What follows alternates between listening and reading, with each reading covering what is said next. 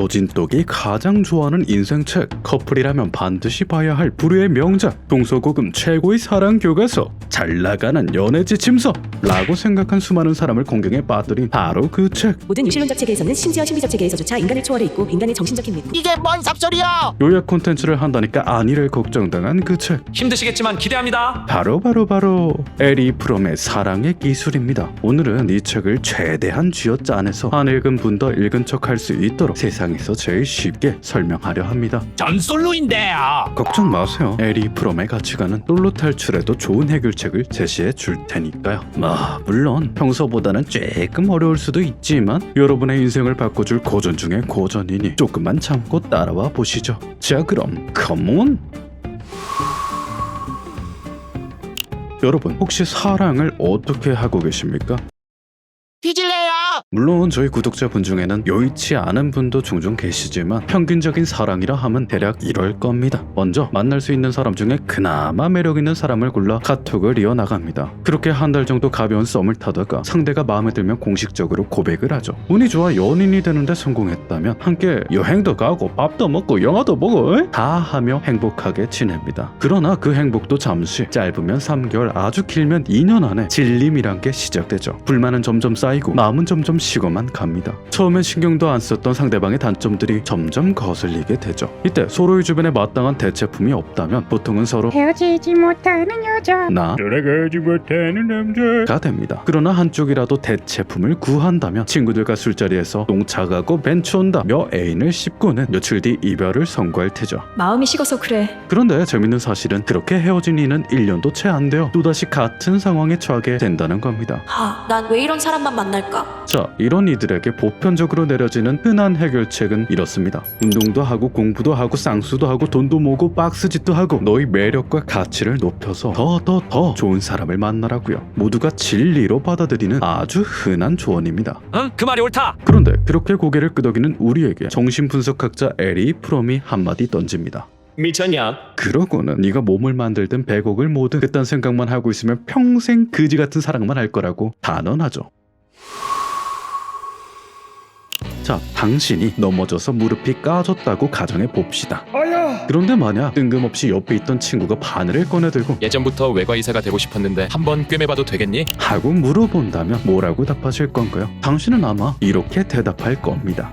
미쳤냐? 그리고 이 대답은 그 친구가 잘생겼거나 공부를 잘하거나 돈이 많거나 몸이 좋거나 인싸라고 해도 달라지지 않죠. 당연한 얘기입니다. 수술을 하기 위해서는 엄청난 의학 공부와 수십 년 경험으로 단련된 스킬이 있어야 하니까요. 에리 프롬이 외친 미쳤냐? 역시 같은 의미입니다. 프롬에 따르면 사랑이란 뭣도 모르는 전문가가 지 마음대로 다룰 수 있는 감정이 아니라 배우고 단련해야 하는 스킬이니까요.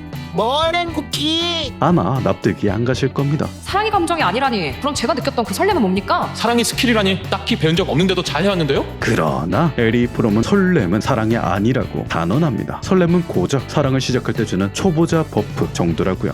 자자, 사랑을 시작하신 분들께 6개월 동안 뜨거운 감정을 나눠드립니다. 우리는 초보자 버프 설렘 덕에 별다른 노력 없이도 쉽게 사랑을 해냅니다. 이 버프가 있는 동안은 매일 수시간씩 전화하고 상대방의 기분을 살피며 깜짝 선물을 주는 것 정도야 누구든지 거뜬하게 해내죠. 와, 완전 쉽다. 그러나 설렘은 반드시 사라집니다. 프롬의 표현을 빌리자면 단 하나의 예외도 없이 누구든지 무조건 사라진다고 말하죠. 설렘이 사라집니다. 버프가 사라지자마자 사람들은 혼란에 빠집니다. 대화는 지루해지고 데이트는 피로해졌죠. 불만과 싸움은 쌓여가고 맞춰주기는 귀찮습니다. 대체 왜 이러지? 전과 확연히 다른 난이도에 혼란스러워하던 사람들은 결국 이런 결론에 도달하게 됐죠. 사랑이 끝났구나. 지금까지 했던 사랑이 튜토리얼이었다는 사실을 눈치채지 못하고 말입니다. 한마디로 사랑은 원래 엄청나게 어렵다는 거군요. 네, 그렇습니다. 그만큼 노력도 많이 해야 하고요. 네, 그렇죠. 그렇다면 안 해. 사랑을 노력한다는 게 말이라니. 그럼 18세에 뭘 노력할 건?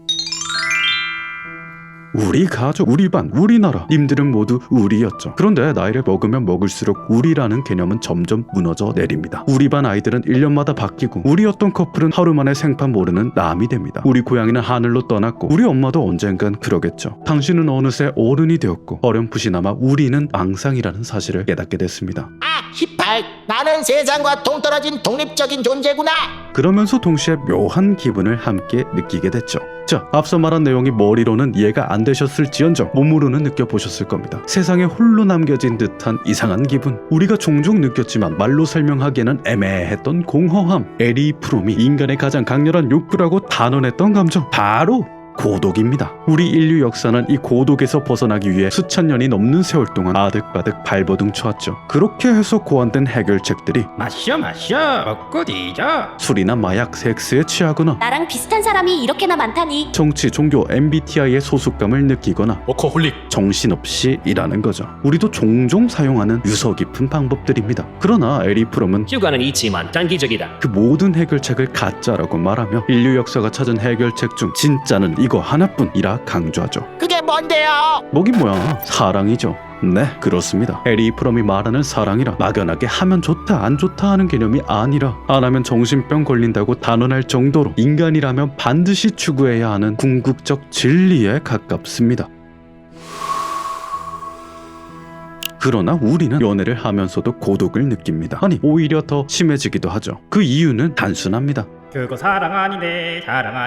가짜 사랑을 하고 있으니까요. 나와 너가 있는 그대로 존중받는 사랑이 아니라 상대가 내 기대대로만 움직여주길 바라는 정신질환적 사랑이요. 저는 아닌데요.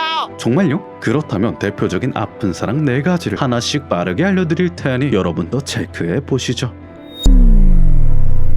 흔히 미디어에서 연애를 배운 사람들은 사랑하는 사람이 영화 속 주인공이길 기대합니다. 너 같은 사람은 처음이야. 그러고는 너는 세상에서 제일 멋있는 사람이고 우리는 아름다운 사랑을 하고 있다고 속삭이죠. 그러나 현실은 영화가 아니고 사람은 캐릭터가 아니죠. 덕분에 이 유형의 사람들은 연애 초반에는 누구보다 뜨겁게 사랑하지만 상대에게 무조건 실망한다는 특징이 있습니다. 내 말 좀 들어. 한쪽은 지배하려 들고 오빠가 정해줘. 한쪽은 지배당하려 하는 관계, 흔히 표현되는 가스라이팅 관계죠. 가장 심각한 병리적 관계이며 일반적으로 SM 플레이를 즐기는 성도착증으로 발현되곤 합니다. 몇몇 사람들은 아싸리 드라마나 만화 속 남주 여주에게 연애 감정을 느끼며 대리만족하기도 합니다. 현실 인간 왜 만나냐? 그러나 이 유형은 결국 현실과의 괴리감으로 괴로워하게 되죠. 죽인다. 프롬.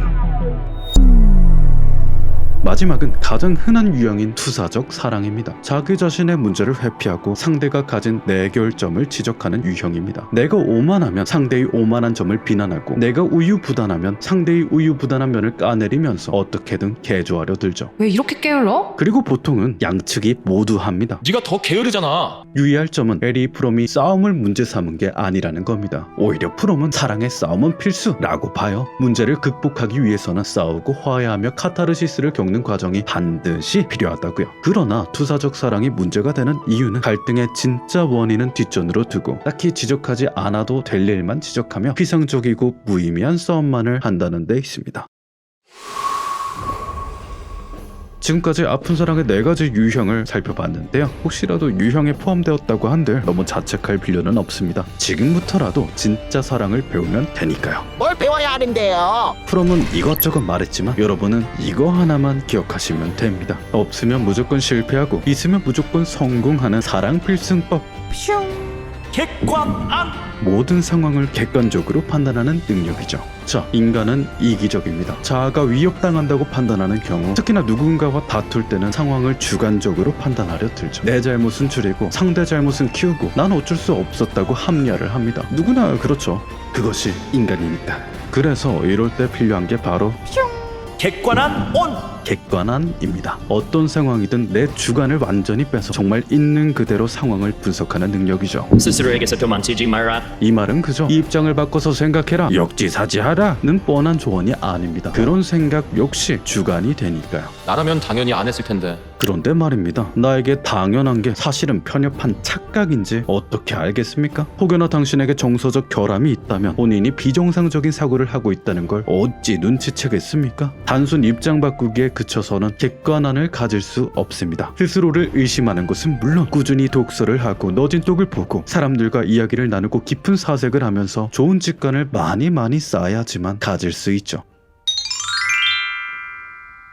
사실 프롬도 스스로 마지막 장에서 뭐 이걸 방법이라고 해야 하나? 고 뜸들였듯이 마지막 해답이 만족스럽지 않으셨을지도 모릅니다. 그러나 저는 책 전체적으로 사랑을 재정의하는 모든 과정이, 사랑에 대한 준내 굳건한 신념을 갖게 하는 그 모든 과정이 그 자체로 사랑의 기술이었다고 생각합니다. 세상 사람들이 뭐라고 하든 간에, 다른 사람들이 연애를 어떻게 하든 간에 사랑이 인류가 할 수 있는 가장 위대한 행위라는 걸 눈치챈다면, 상대를 있는 그대로 존중하며 만나는 게 진짜 사랑이라 믿는다면, 내 감정이 식더라도 사랑은 기술이라 믿고 최선을 다해서 노력하겠다는 믿음을 굳게 가지게 된다면 당신이 하는 그 모든 일이 사랑의 기술이겠죠. 물론 모든 전문 기술이 그렇듯 처음에는 서툴러서 등신 같은 실수도 할 테고 자책도 하고 남탓도 하겠지만요, 장단컨대 사랑을 믿으려 꾸준히 노력한다면 그 노력은 절대 당신을 배신하지 않을 겁니다. 왜냐고요? 사랑의 기술이 말해주는 것처럼 사랑은 기술이니까.